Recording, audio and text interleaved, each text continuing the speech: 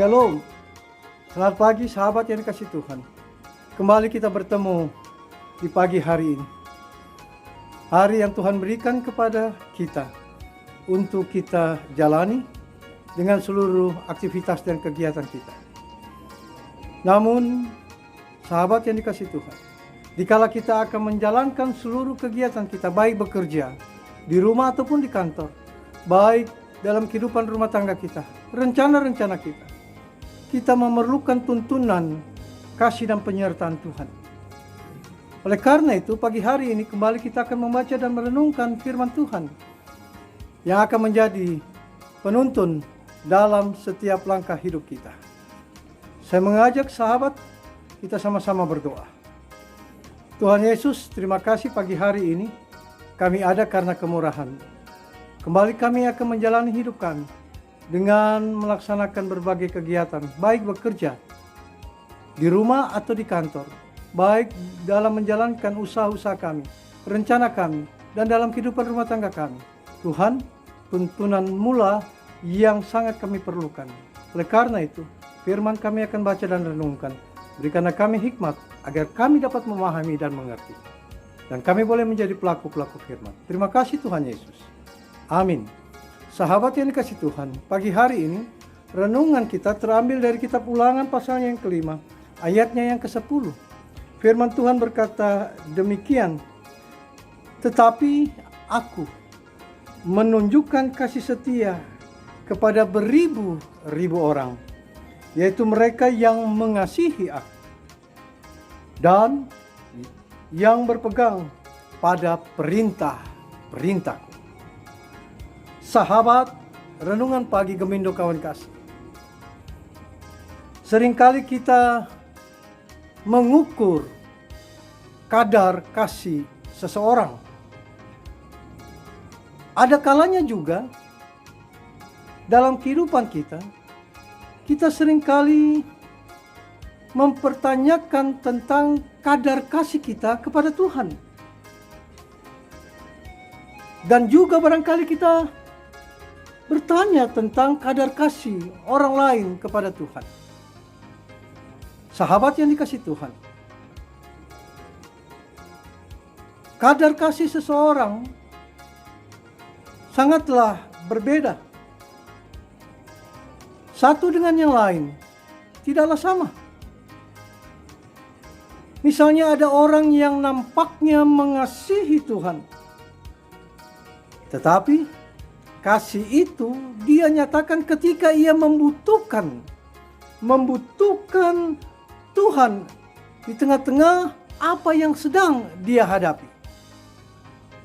Tertimpa masalah, terjepit di tengah-tengah persoalan kehidupan. Baru ia datang dan mengasihi Tuhan. Namun ada pula yang berkata mengasihi Tuhan, tapi hanya sebatas di bibir saja. Sedangkan dalam prakteknya, ketika kasih itu dituntut, ia tidak mampu dan tidak mau melakukannya itu. Namun di satu sisi sahabat yang dikasih Tuhan, banyak juga orang yang percaya, yang sungguh-sungguh mengasihi Tuhan. Bukan hanya dengan berkata-kata saja, tapi dalam bentuk yang nyata. Dan dibuktikan dengan ketaatannya melakukan perintah-perintahnya dengan sepenuh hati tentunya. Barang siapa memegang perintahku dan melakukannya, dialah yang mengasihi aku. Dan barang siapa mengasihi aku, ia akan dikasihi Bapa-Ku, dan aku pun akan mengasihi dia. Sebagaimana Yohanes pasal 14 ayat 21. Jikalau aku mengasihi Bapa, maka kita melakukan apa yang diperintahkan kepada kita.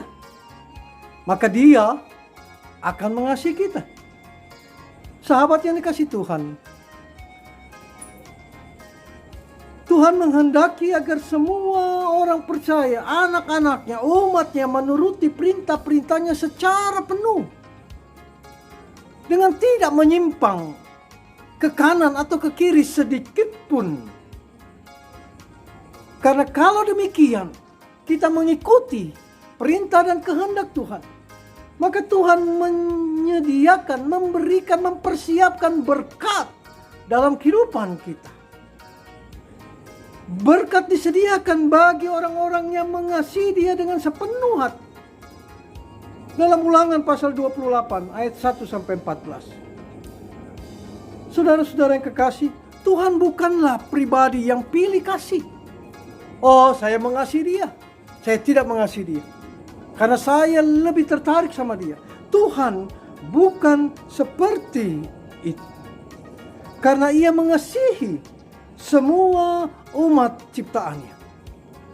Namun, sahabat yang dikasihi Tuhan, bagi mereka yang mengasihi Dia dengan sepenuh hati dan membuktikan kasih itu melalui ketaatannya serta mau melakukan perintah-perintahnya, kehendaknya, firman-Nya, maka Tuhan akan memberikan kasih dan perhatiannya secara khusus kepada mereka. Misalnya dalam Alkitab kita mengenal akan tokoh Daniel, yang merupakan contoh orang yang sungguh-sungguh mengasihi Tuhan. Sekalipun hidup di tengah-tengah suatu bangsa yang menyembah berhala, tidak menggoyahkan keyakinannya, tidak membuatnya dia terbawa arus. Ia tetap berpendirian teguh untuk menjadikan Tuhan sebagai pusat penyembahan. Dan dia tidak mau berkompromi sedikit pun, walaupun nyawanya sebagai taruhannya. Ia tetap yakin dan teguh terhadap keyakinan, kepercayaannya kepada Tuhan.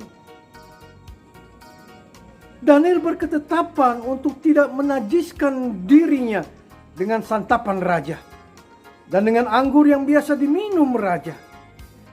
Maka dimintanyalah kepada pemimpin pegawai istana itu supaya ia tak usah menajiskan dirinya. Sebagaimana Daniel pasal 1 ayat yang ke-8. Karena itu Tuhan mengasihi dia. Tuhan sangat menyayangi dia sedemikian rupa. Dan apa yang dilakukan Tuhan? Ia mengangkat Daniel, mengangkat kehidupannya, dan menjabat kedudukan yang sangat tinggi dalam dua pemerintahan, yaitu kerajaan Babel dan kerajaan Media Persia. Itulah Daniel yang tetap teguh, percaya, yakin, tidak goyah, tidak terbawa arus. Dia mempertahankan kepercayaannya kepada Tuhan, dan Tuhan memberikan apa yang tidak terfikirkan oleh Daniel. Ia memperoleh kedudukan yang sangat tinggi. Tuhan mengasihi Daniel. Sahabat yang dikasihi Tuhan, bagaimana dengan kita yang ada saat ini? Bagaimana kita menyatakan kepercayaan kita kepada Tuhan dalam situasi saat ini? Sahabat yang dikasihi Tuhan, marilah kita tetap percaya kepada Tuhan apapun yang sedang kita hadapi. Kita tidak goyah. Walaupun itu seringkali membuat nyawa kita terancam, kita tetap bertahan dalam keyakinan iman. Firman Tuhan katakan, kalau Tuhan di pihak, siapakah lawan kita? Kalau Tuhan ada bersama-sama dengan kita, maka Dia yang akan menjaga menyertai kita. Oleh karena itu, marilah kita mengasihi Tuhan dengan sepenuh hati kita. Dan Tuhan akan mengasihi kita dengan sepenuh hatinya. Dan kita memperoleh anugerah dari Tuhan. Kasih itu memiliki kekuatan yang luar biasa, yang menyebabkan orang rela memberikan segala-galanya. Demikian juga kita. Kalau kita mengasihi Dia dengan sepenuh hati kita, maka marilah kita relakan kehidupan kita. hanya ke dalam tangan pengasihan Dia. Sahabat yang dikasih Tuhan, jika ingin dikasih Tuhan, marilah kita kasihi Tuhan dengan sepenuh hati, agar hidup kita di tengah-tengah situasi apapun, di tengah-tengah situasi COVID-19 ini, kita tetap dijaga, diberikan kekuatan. Di tengah-tengah usaha kerja kita, Tuhan yang akan melindungi kita. Yakin dan percayalah sahabat, Tuhan tahu yang terbaik untuk kita. Asalkan kita hidup, berjalan dengan selalu melakukan firman Tuhan dan tetap selalu mengasihi Dia. Injil Yohanes katakan, jikalau aku di dalam kamu dan kamu di dalam aku, mintalah apa saja, aku akan memberikannya. Jadilah anak-anak Tuhan yang tetap teguh dalam iman percaya hanya kepada Dia. Amin. Sahabat, mari kita berdoa. Terima kasih Tuhan, kami sudah membaca dan merenungkan firman-Mu. Biarlah firman-Mu menjadi kekuatan bagi kami. Kami tidak goyah dalam situasi apapun. Kami tetap teguh dalam iman kami. Dan tetap selalu percaya bahwa Tuhan Yesus Kristus adalah sumber hidup dan kekuatan kami. Biarlah langkah kaki kami tetap selalu berjalan dalam terang firman-Mu. Hamba berdoa untuk seluruh sahabat, jemaat yang mendengarkan renungan pagi ini dalam situasi apapun. Tuhan, kiranya Engkau bersama-sama dengan mereka. Beri kekuatan kesehatan. Berkatilah segala usaha mereka. Jauhkanlah dari hal-hal yang tidak baik.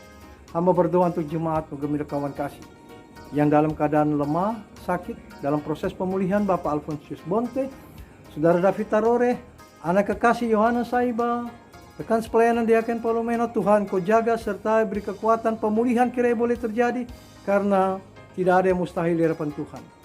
Hamba yakin waktu dan kehendak Tuhan boleh terjadi sesuai dengan rencana-Mu yang indah. Terima kasih Tuhan, hamba berdoa untuk jemaat-Mu. Lanjut usia janda duda, Tuhan juga kiranya bersama-sama dengan mereka. Beri kekuatan, jaga mereka semua. Di tengah-tengah situasi COVID-19, Tuhan kiranya Engkau selalu bersama-sama dengan jemaat-Mu. Jaga tubuh mereka, beri kekuatan dan kesehatan. Biarlah kami berjalan dalam situasi saat ini dengan melakukan apa yang pemerintah anjurkan, dengan melaksanakan protokol kesehatan. Terima kasih Tuhan. Hamba berdoa untuk jemaat-Mu, saudara-saudara yang mendengarkan renungan pagi ini. Biarlah sepanjang hari ini usaha pekerjaan mereka Tuhan berkati. Rencana mereka Tuhan hadir dengan rencana Tuhan yang indah. Hidup keluarga jemaat-Mu Tuhan Kau berkati, jaga.